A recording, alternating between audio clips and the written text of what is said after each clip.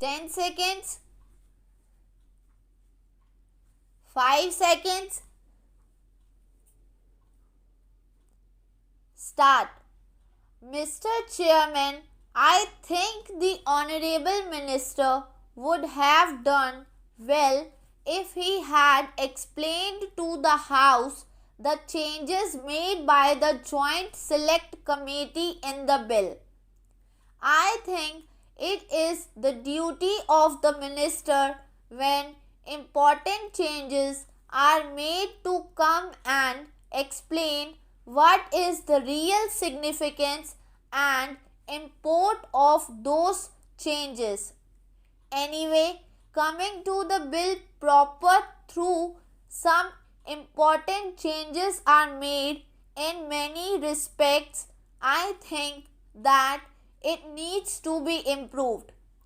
If the social objective of this bill is taken into consideration, the government has not done well in not incorporating the social objective that had been set forth by Parliament in practice and bringing it into reality in this particular bill.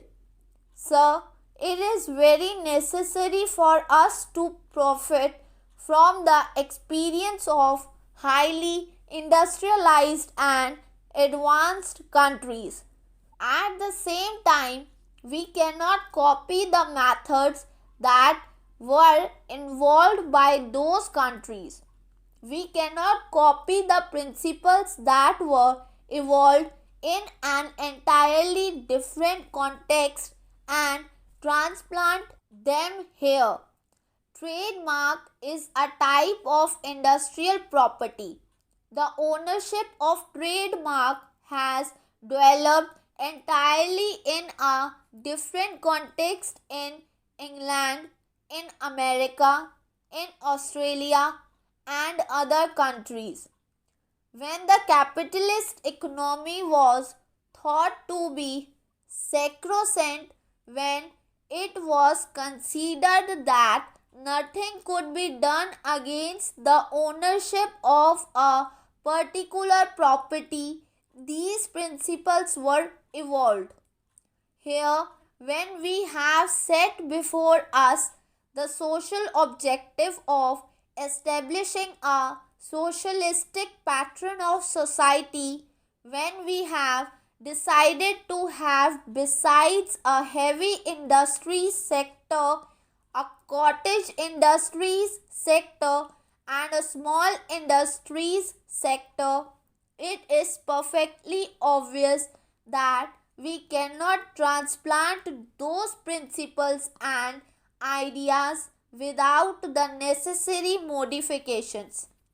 If we look at the bill, it will be perfectly obvious that though the Joint Select Committee has amended it to some extent as far as this important aspect is concerned, it has ignored the fundamental or the basic objective. Let me illustrate my point.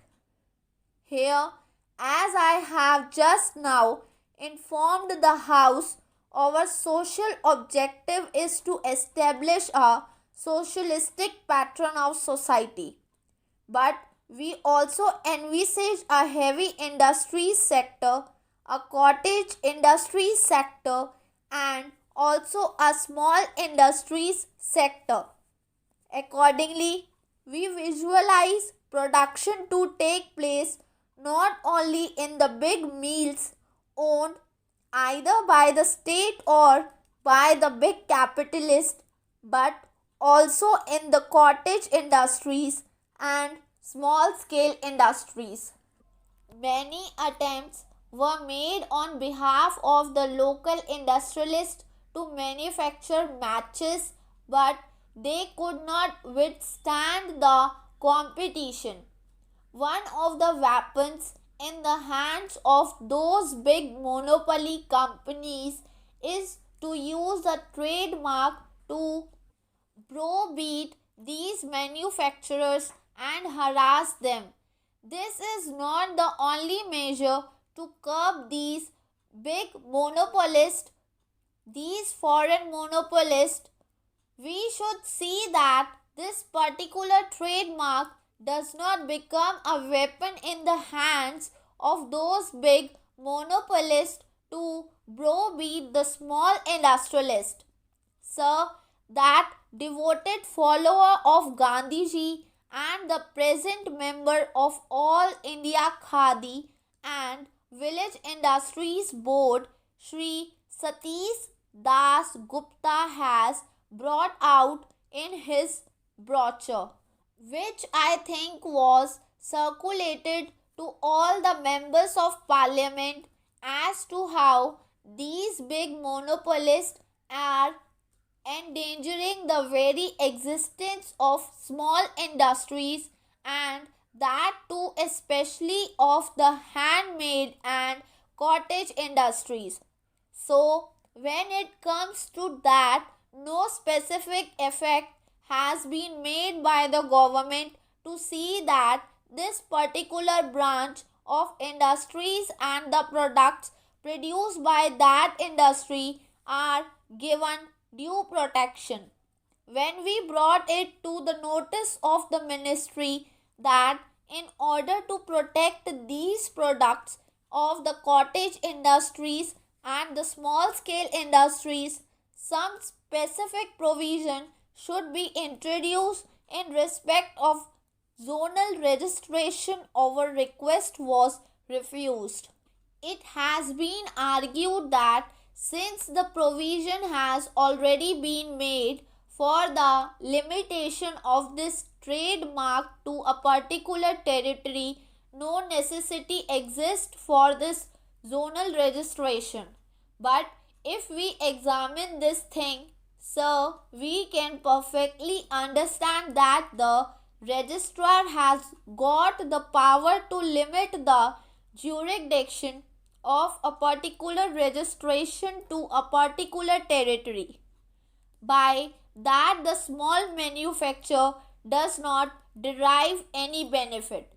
So, we suggested that some scheme for registering these small scale products should be evolved, and it should be called zonal registration. There are many manufacturers who produce for the local area and whose produce is consumed locally. There are many varieties of beedies, there are many varieties of foodstuffs which are locally manufactured and which are also locally consumed. These people are mainly interested in seeing that their trademark is registered and limited to a particular extent. So, producers are not interested in an all India circulation or an all India market, but they are mostly interested in their local consumption. Some provision must be made for such people to register their trademarks, limiting their jurisdiction to their particular zones.